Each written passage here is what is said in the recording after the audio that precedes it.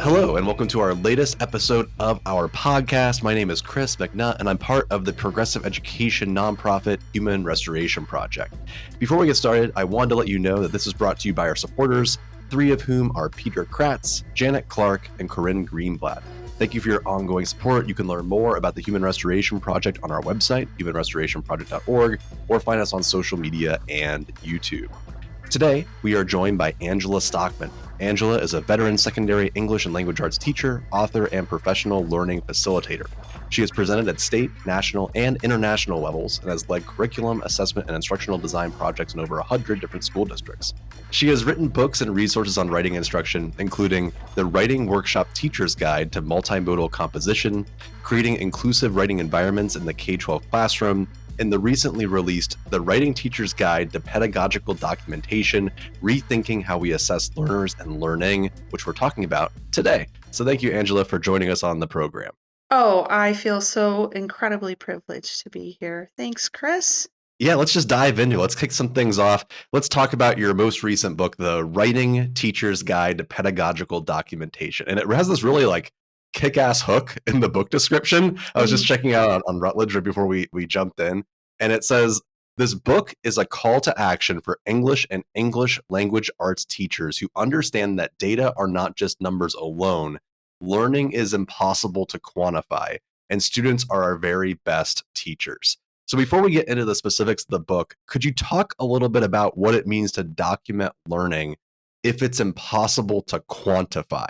Because I feel like that's very different than the norm. It is. And this has been quite a journey for me. I was excited to write this book because I'm coming up on my 33rd year in the field. And from the moment I walked into my first classroom, I was very excited to teach writing. And it's been a huge passion of mine that sustained me throughout my career. I feel very fortunate to be the age that I am and still just as excited, if not more so, as I was when I was a brand new teacher that very first year. But yeah, historically, my experiences with assessment have had everything to do with measuring performance toward an outcome. There's been a heavy emphasis on summative assessments.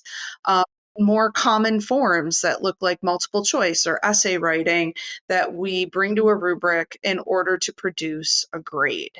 And that grade becomes the ultimate indicator of student success or failure. And the more that I've learned, the more I've become interested in far more humane and human forms of assessment, which include pedagogical documentation. Pedagogical documentation is really about making learning visible.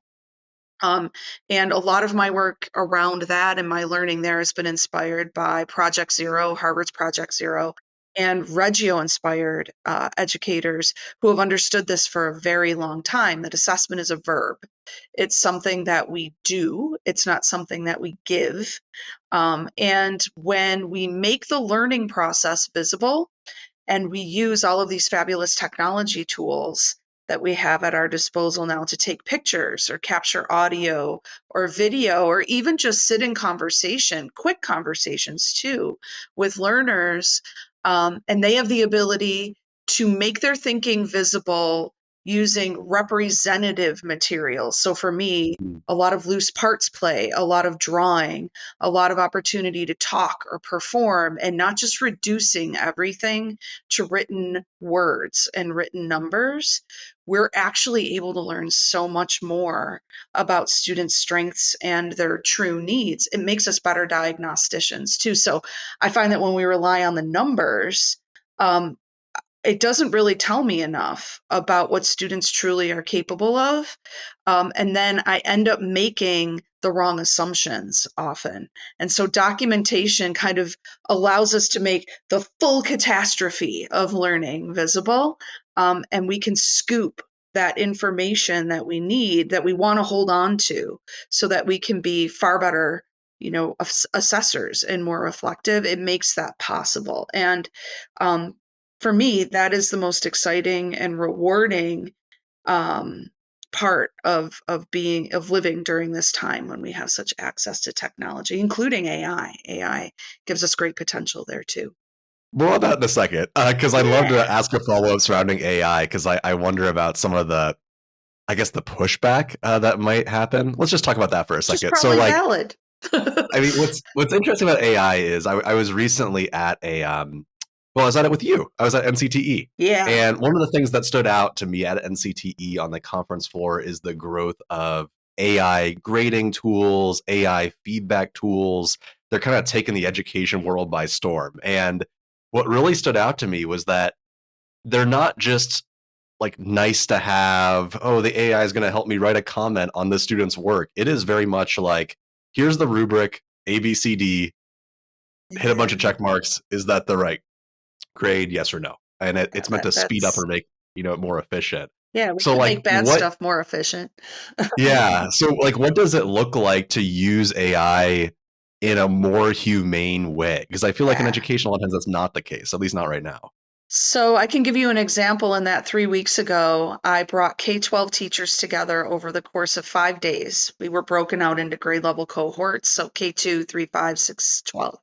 Um, and they brought to the table documentation that they gathered in their classroom in the form of pictures of students' work, audio recordings, transcripts.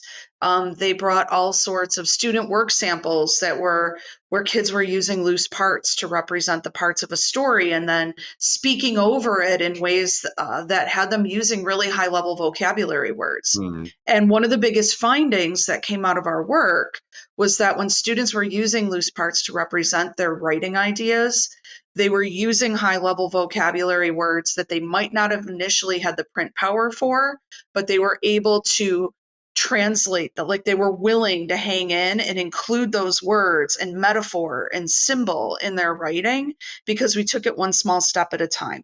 But the reason why we were able to draw these conclusions is I was using an app that captured 36 hours of audio and then pulled out the highlights, summarized our conversations so that I could put them back in front of everyone efficiently. It didn't take me, because it usually has in the past, 2 weeks at home summarizing Sure. that sort of data.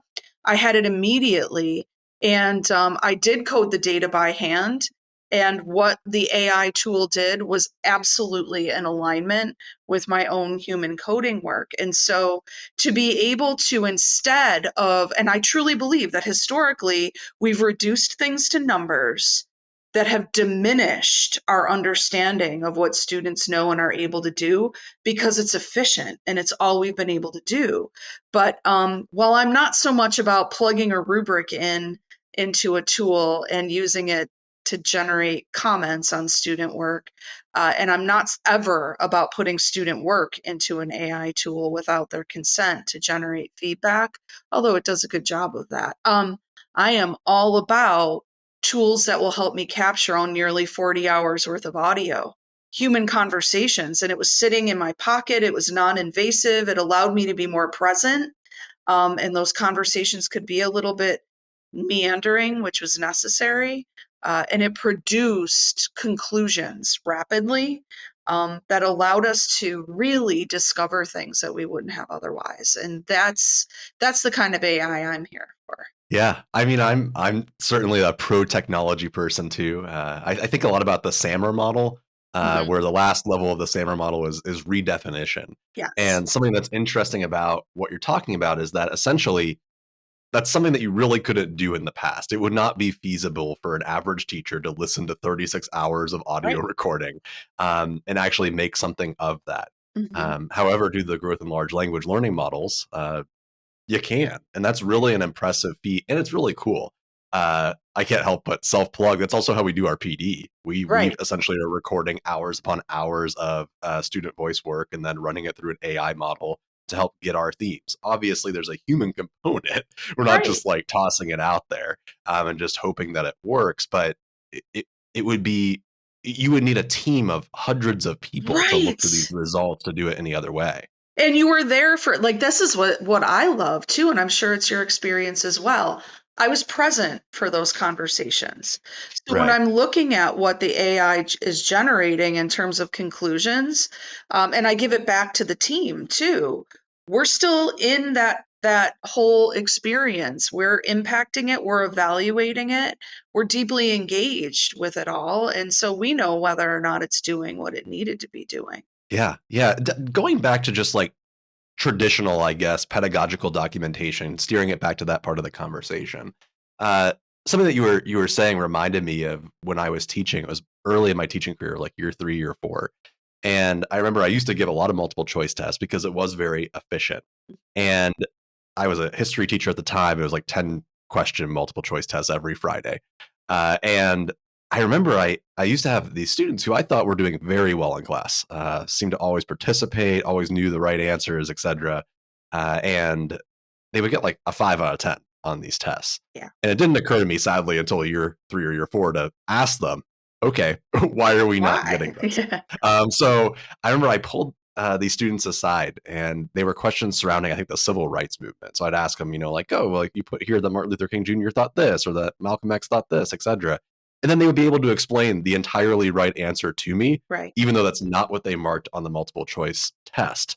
And that led to this conundrum where, first off, I had a little bit of an existential crisis because I thought about all the kids I probably gave D's or F's to, thinking that I was doing the right thing, but they probably knew the right answer.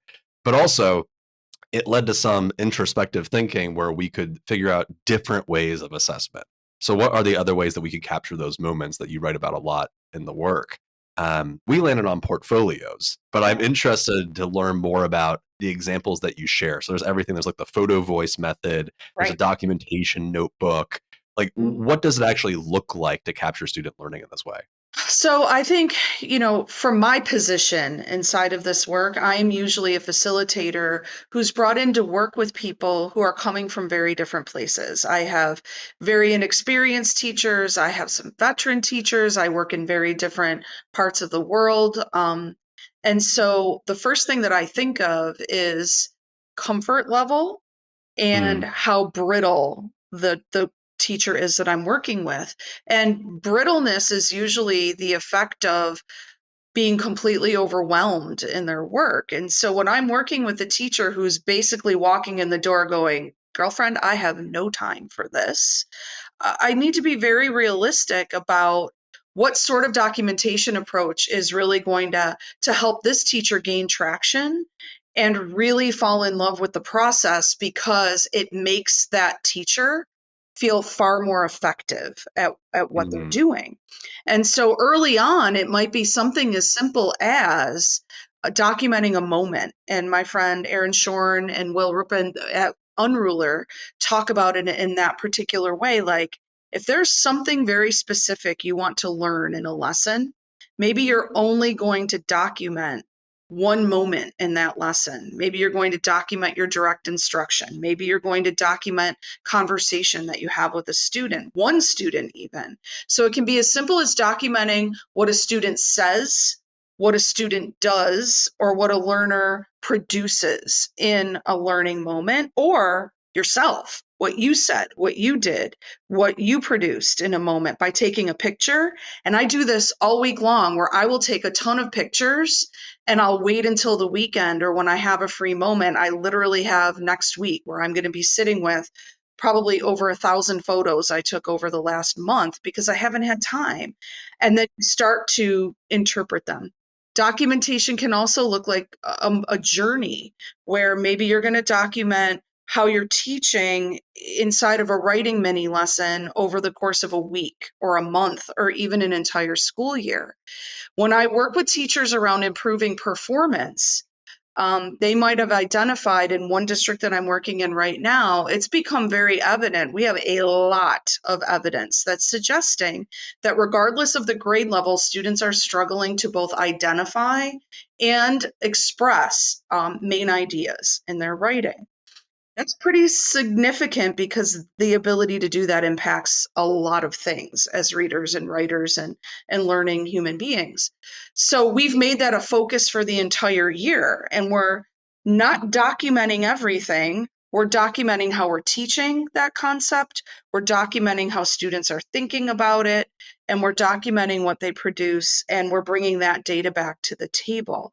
And so I think it's really important to have a focus, to understand that it can be something micro, like just a moment, and you're going to take pictures or capture one video. But then usually what starts to happen is you become comfortable. It becomes sort of innate in your practice and not overwhelming. And it's deeply rewarding to do that. Portfolios, are a beautiful, I'm excited because I was just invited to serve as an assessment facilitator on the New York State Plan Pilot team. New York State is piloting with dozens of school districts the option to provide students the opportunity to pursue portfolio performance based, project based pathways instead of in lieu of the Regents exams. And so I'm super excited to be a part of that pilot. Portfolios can be big, right? And that can also be something that students are polishing up and having to do a lot of revision work around. Um, Documentation is more about the process.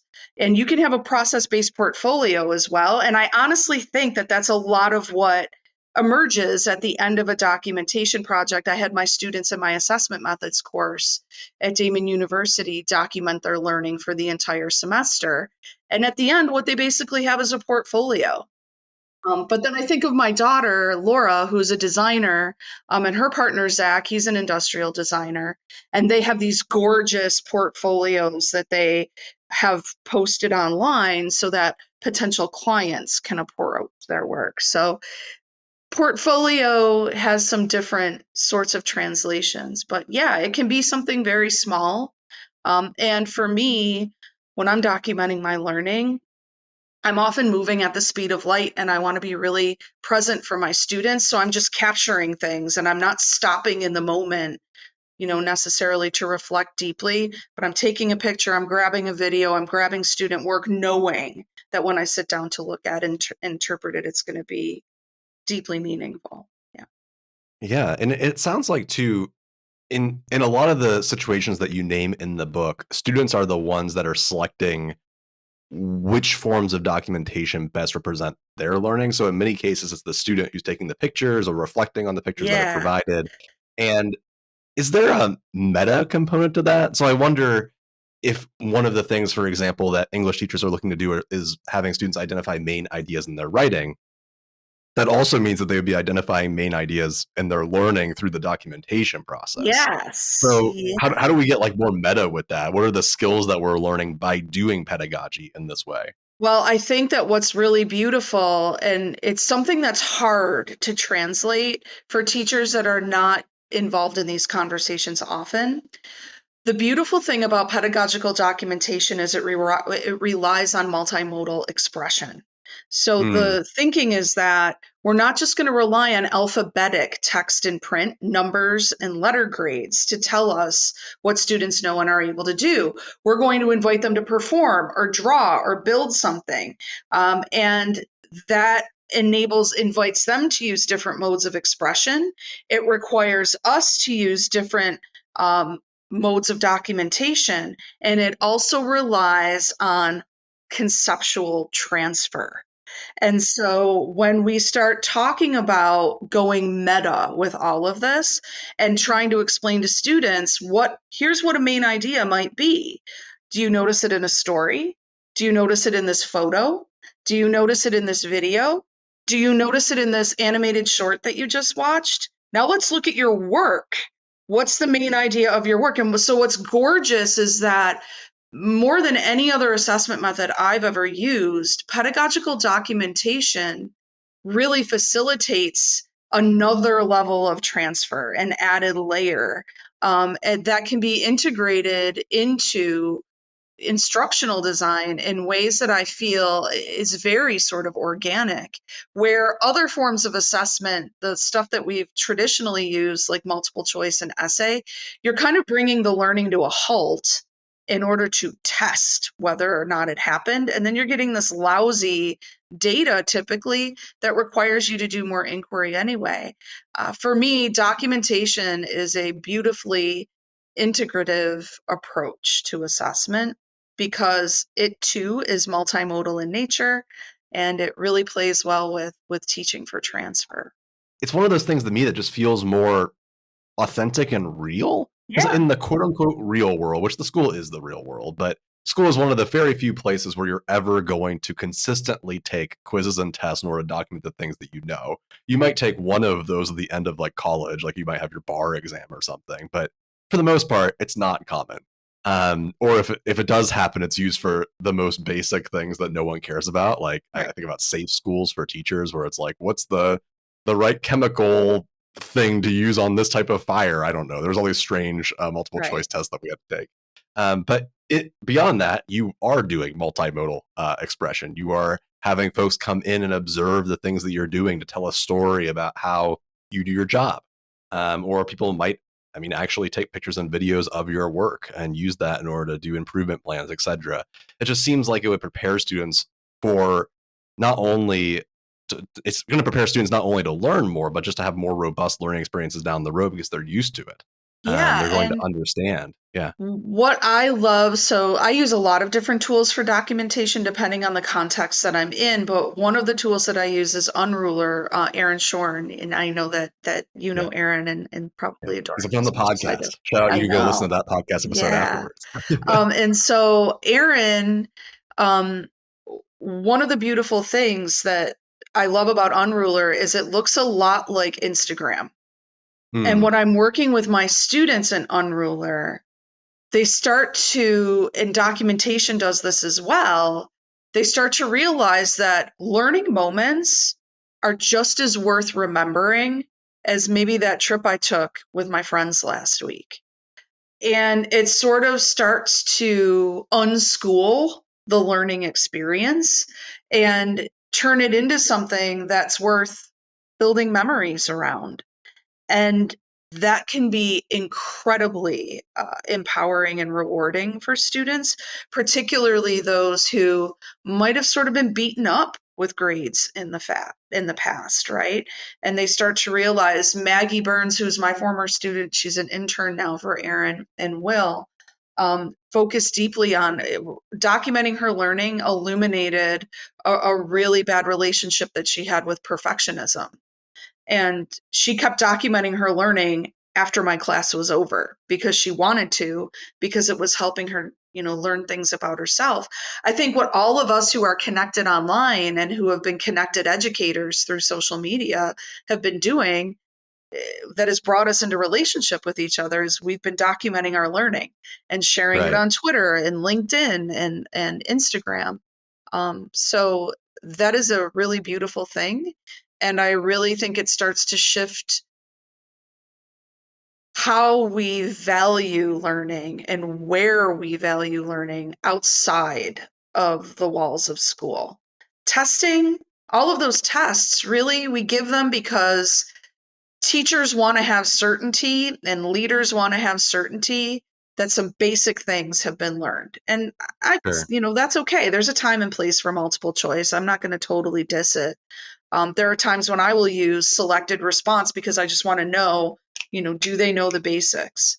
But yeah, I think documentation helps me do so much more in students too. Yeah, it gets to the heart of something that I've always been obsessed with, which is I'm sure that you find when you change the assessment systems in a class, it has the additional effect of changing the entire pedagogical framework Yes. of what a teacher is doing. Because at the end of the day, if I'm a more traditional legacy, whatever word you want to use to describe a teacher who does more of like the PowerPoint multiple choice test question format, that's not a very exciting thing to document because all I'm really documenting is some notes. And then the next day I'm documenting more notes. Yeah, and you can So, yeah. document, and I have, how items perform. Can Hmm. unwrap test items and get at content, context, cognitive load, those sorts of things. And I do that sometimes too, but that's really about analyzing how items perform. That's not really documenting significant shifts in our thinking, our learning, Right. our work, or the culture. And that's where the good stuff is. Yeah. So then do you find as folks work through the workshop that they start thinking to themselves, well, I know kids are going to be documenting all these cool things that they're doing. That means I need to make more cool experiences like project based learning in order to make that happen. Like, does it Well, lead to the, yeah, yeah, I think sometimes what's interesting is I think sometimes there's a perspective around beginning work with pedagogical documentation, and I'm often thinking about this as a facilitator. Sometimes there's a perspective that, I walk in a door and we start documenting our learning, and all of a sudden, everybody, there's fireworks and confetti, and everyone's just living in this new peaceable kingdom that's so ultra creative. That is not at all what it's like. I often find that students and teachers alike, there's some scaffolding that goes on into that work, because it's very uncomfortable. And sure. yeah, one of the conversations I have to have often is, what does it feel like when we're learning? And I know that we have these, and I said this last week in sessions that I was in, we have these very cliched conversations about learning is frustrating and failure is a part of it, and you want to fail fast. And we've been having that conversation for like 20 years now in the field. I'm really talking about a human being, an individual understanding the embodied experience of learning that is very unique to them. And I think that we get disconnected from that very rapidly.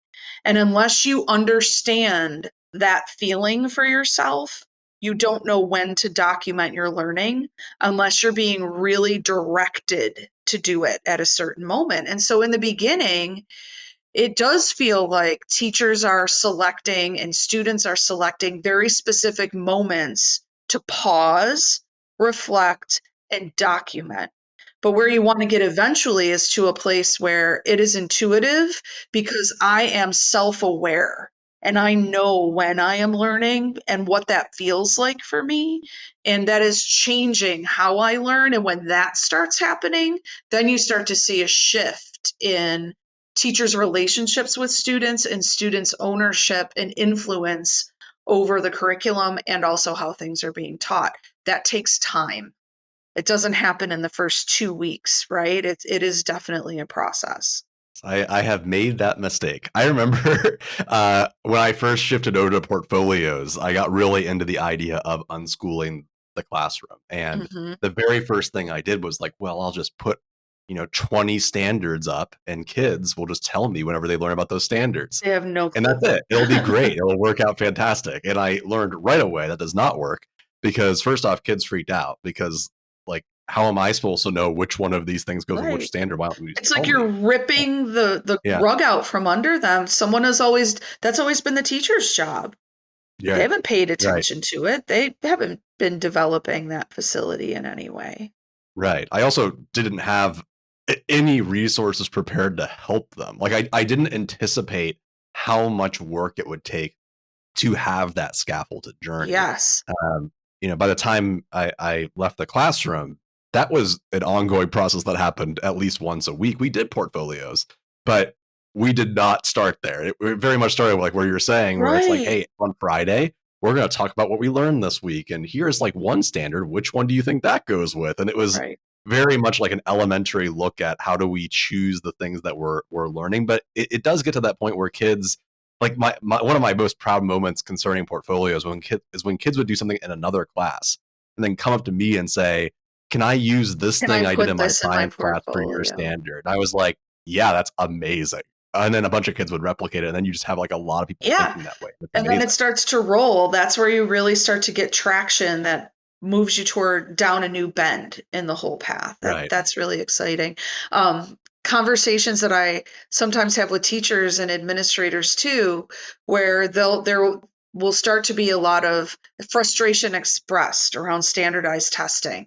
We spend all of this time preparing for the tests and executing the tests and grading the tests, and we just want to do project-based learning and we want to use portfolios because the time alone. And I'm like, okay, let's take a step back here, because if time is really the factor we're playing with here, you may not be satisfied, because actually this approach takes just as much, if not more time, to execute well and to make meaningful. And I think But what I find is it just keeps us all, teachers too, engaged in the work and rewarded by the work. And if you can be intellectually curious and not take it personally when things don't go well, when you put the 20 standards up and the kids freak out, you didn't quit and just say, well, this isn't going to work.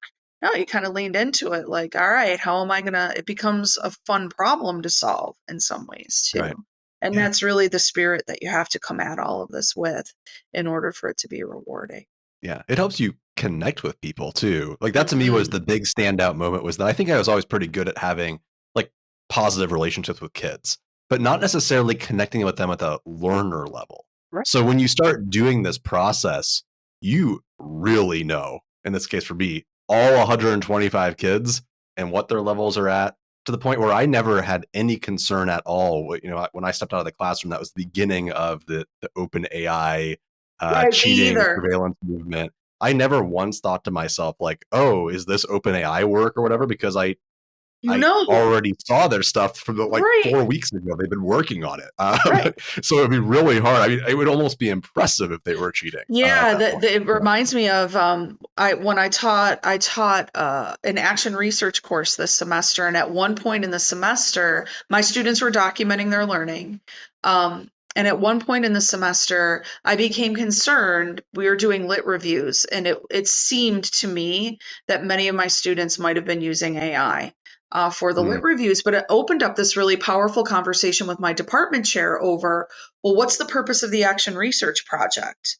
It's to execute an intervention, a literacy intervention, and study how it performs. Well, isn't it really important then that they're interpreting the literature well and that they're comprehending, the research that they're doing as they're designing these interventions? Yeah. And if AI can help them do that well, and in a way that might be better than them doing it on their own, doesn't that lead to better action research outcomes? And I'm not absolutely certain that that's the case, but I'm pretty certain that that's how it bounced. And so my thinking changed as a result of them documenting their learning. Me noticing what I'm seeing in the lit reviews is very different than what I know of some of these writers and their work. But then ultimately, how they executed it in their classrooms and then produced findings, I honestly think it elevated the outcome in a way that I wasn't anticipating, and that was a great experience. yeah. Yeah. It's one of those things where it's very much a tool, not a replacement. Hmm. Similar to any other tool that's innovated on education. I don't think it's the exact same as, let's say, like a calculator or Wikipedia. There's definitely different concerns, especially concerning data privacy and ethical use and things like that. But at the exact same time, I use ChatGPT daily for some kind of mundane task, Hmm. especially like starting an email or like finishing a Right. thought I have, because I use it. it's difficult for that. Yeah. I have students, many who are pre-service special education teachers. They're 21 years old and heading into a classroom in the fall where they're going to have to rapidly design interventions for really complex kids. And they don't have a toolkit for that. I don't have a toolkit for any student that walks through my door. And so if we can talk with ChatGPT and get a sense of, I have a student who has these very specific learning disabilities. This is the context. What are 20 different ways in which I might make this a more inclusive experience for them? Could I come up with that on my own? Yes. Would it take me probably 24 hours to come up with 20 solutions? Yeah. And I can do it very rapidly. I think what's really important, though, now more than ever, is that we really are connected educators so that the Mm. 21-year-old is connected to people, not just in their system, but outside of the system who can give feedback. And now we're going to take a quick break for a sponsored message. What if we started by listening? Human Restoration Project's empathy interview process involves students hosting peer conversations to uncover key themes that reveal the assets and challenges within schools and districts. Our work allows schools to hear from hundreds to thousands of students to listen, learn, and take action. Or in other words, we can literally hear from every single student on what they enjoy and what challenges they face at school. We do this through a 3-step process. First, we train student facilitators to conduct empathy interviews, or focus groups, with their peers, gathering insights on what students love about school and what they wish to improve, all tailored to address the specific questions or interests of schools and districts. Second, we utilize cutting-edge conversation sense-making technology, qualitative data mapping software, and AI tools to code, theme, and analyze hundreds of student conversations, presenting key themes, student quotes, and areas of success and growth in a comprehensive school portal. And third, we provide tailored recommendations, including research-backed strategies, actionable steps with varying levels of effort, and connections to additional partners to address key concerns. HRP supports districts with case studies, grant applications, and ongoing professional development to ensure successful implementation. This work is meant to elevate the incredible work that schools are doing while providing a never-before-possible opportunity to listen and learn from all young people in the learning community. Our goal is to make this process work with your space, and therefore we're highly flexible with time requirements, scheduling dates, district constraints, budgeting, and more. HRP has conducted hundreds of focus groups representing thousands of students in over 40 districts nationwide. We are proud to support strong school partnerships, equity-driven practices, and to support a strong data privacy policy to protect all learners. Our empathy interview process and ongoing workshops have retained a 94% great or excellent rating with educators, and we're honored that we are consistently invited back to districts to support their professional development. Learn more about this opportunity and get involved on our website, humanrestorationproject.org, and we look forward to hearing from you. What does it mean to capture? You literally say capture adjacent moments rather than, quote, the moment. What is the difference between those two things, adjacent versus the? So one of the things when I was very new to this work that would be overwhelming for me and sometimes pretty demoralizing is I would enter into a learning experience hoping to learn something. And it is very difficult to be a teacher and a documentarian at the same time. It's difficult to document your learning while you're also teaching students. And one thing that people don't realize is that in Reggio Emilia, most teachers have pedagogistas or others in their company every day. They're doing the documentation work. And that's not the case in the West. And so it would be hard because I would go in with this purpose. And I was really excited to discover something or learning something. And I would be over here talking with a student or teaching something in a mini lesson, and it would happen, something that I wanted to document, and I couldn't grab it. And there's this sense that, oh, well, the moment's over. And there are a lot of people in the field who kind of speak to that by saying, well, you have to be prepared. You have to spend a lot of time before the lesson is taught defining exactly what you're going to document, setting up the moment, making sure your technology is ready to go. And it's just, it doesn't work like that in my life. I need to be ready to document things on the fly. And oftentimes, because I'm being present for my students, I don't grab it.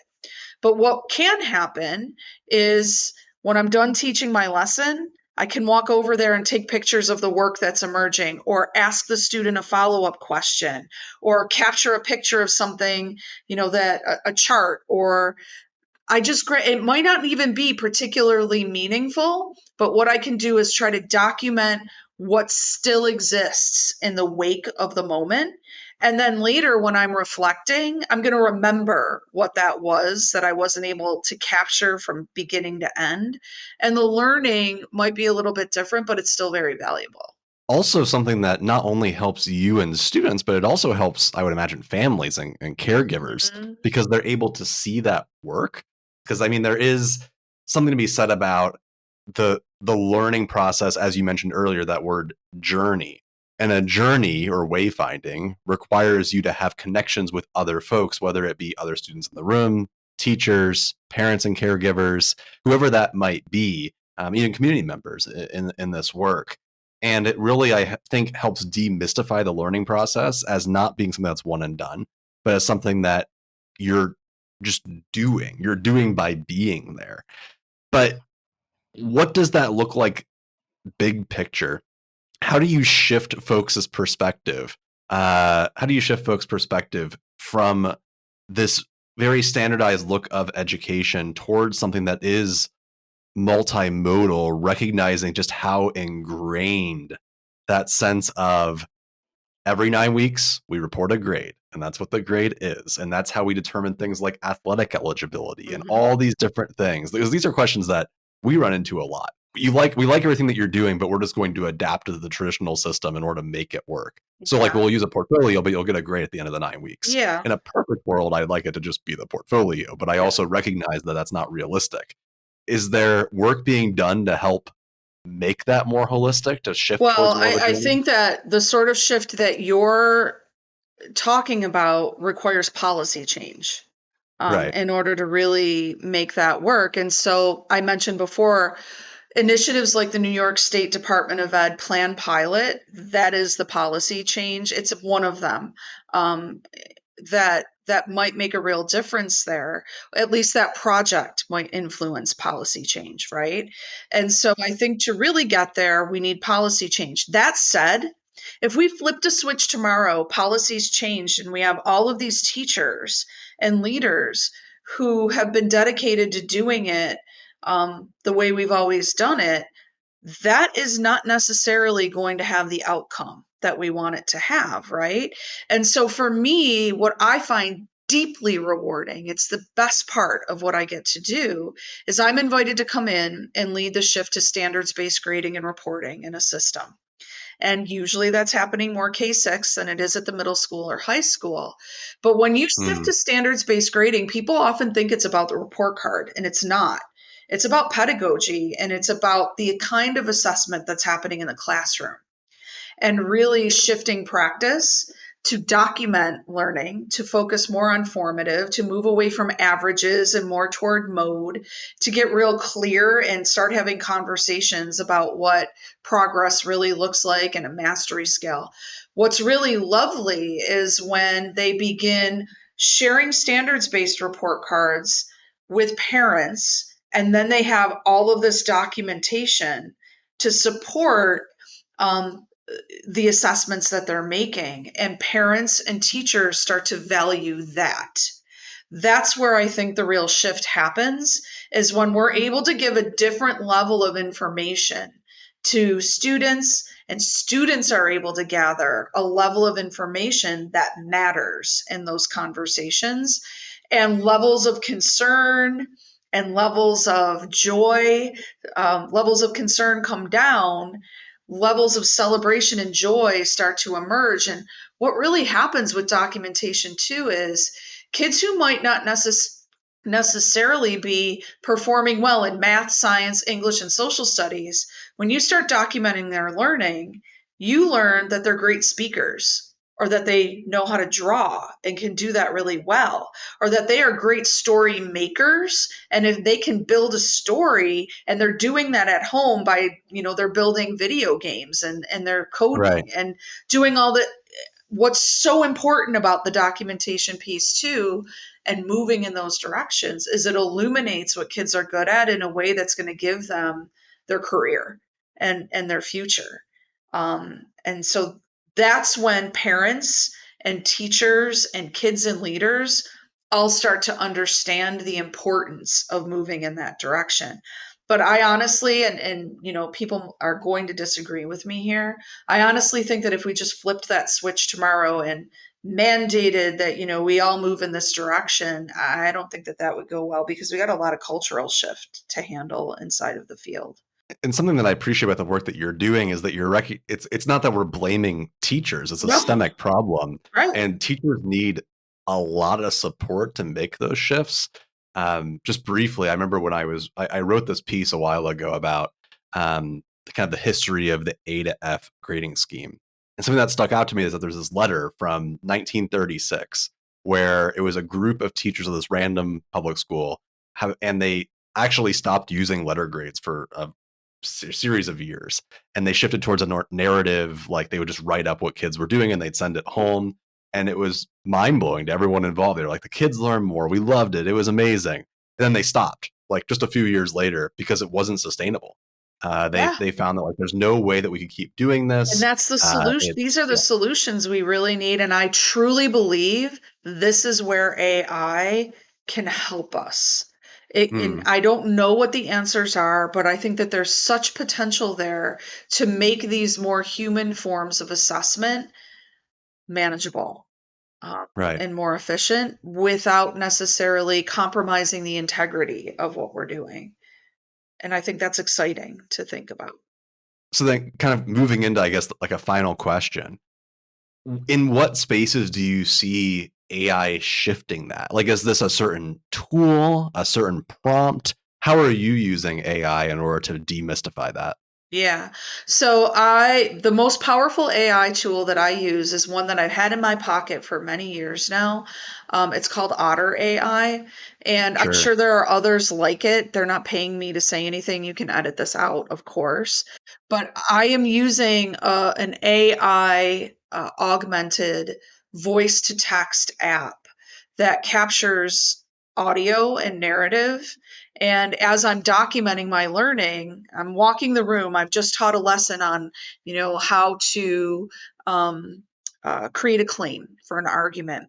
And students are working on that. They're building, they're drawing, they're talking, they're writing, and all sorts of different modalities, right, going on. And I'm walking the room and I'm taking pictures and I'm capturing recordings. Otter is not only capturing voice to text, what I'm saying and what others are saying in the room, it's distinguishing speakers from one another, and it's dropping the video and the pictures and audio into that larger transcript as I go.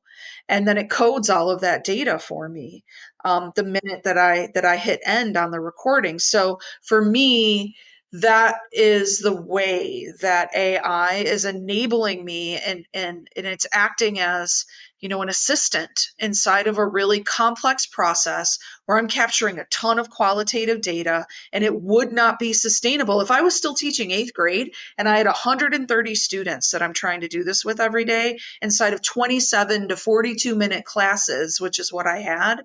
Without a tool like that and the power of AI, I'm not sure I could move in that direction.